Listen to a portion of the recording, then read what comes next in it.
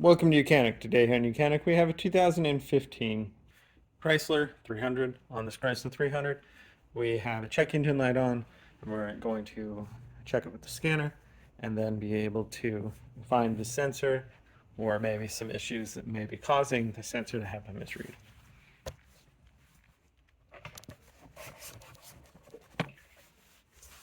This vehicle here, this Chrysler 300, has the 3.6 liter Pentastar motor in it, and it is in line with the vehicle because it's a rear wheel drive vehicle. So a few things are in a little bit different location than if it was a transverse engine.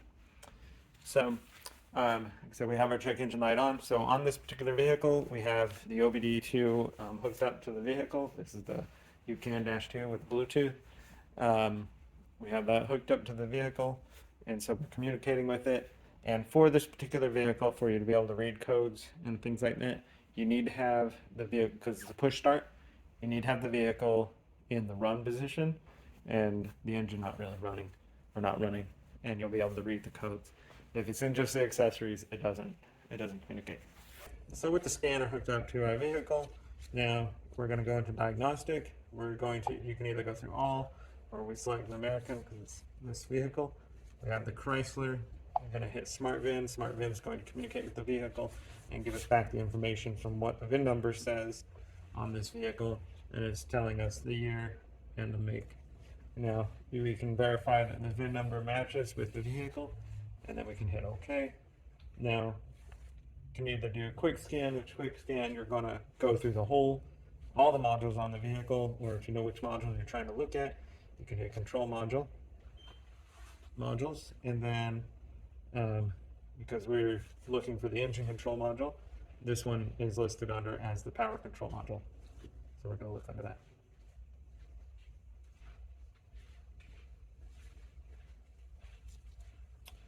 Now we're going to read the codes, and it comes back that we have a P0113, which is active intake air temperature sensor circuit is high.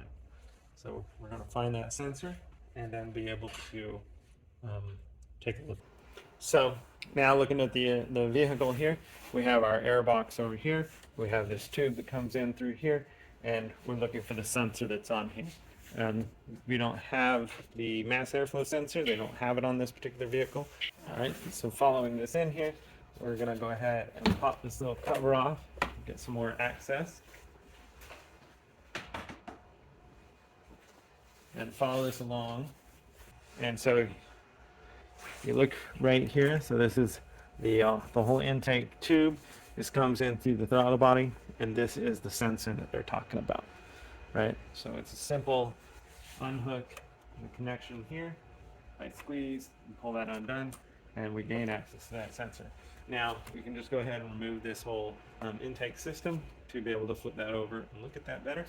And so it's a number 8mm right here, number 8mm over there, and then go ahead and pop this up and off.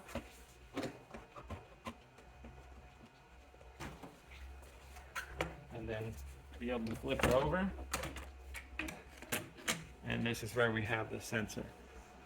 And so you twist that a quarter turn, and then be able to pull the sensor out and be able to get a new one, and then put that back in there.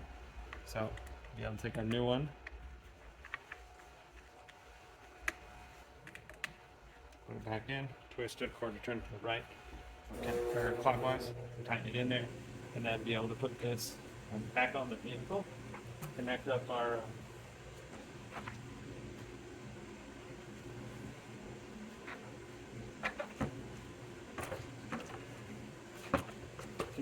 air lines here, connect electric connector there, and so that's how you would replace that sensor if that was the only thing. But you also want to make sure there's no cracks or leaks inside here, because that will affect what that temperature reading gives you. So then once you've done that, we need to go back through with the scanner and be able to clear the code. And so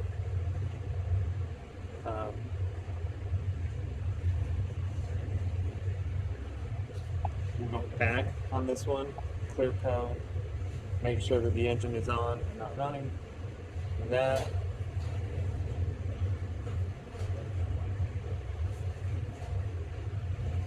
Okay, so the code's cleared.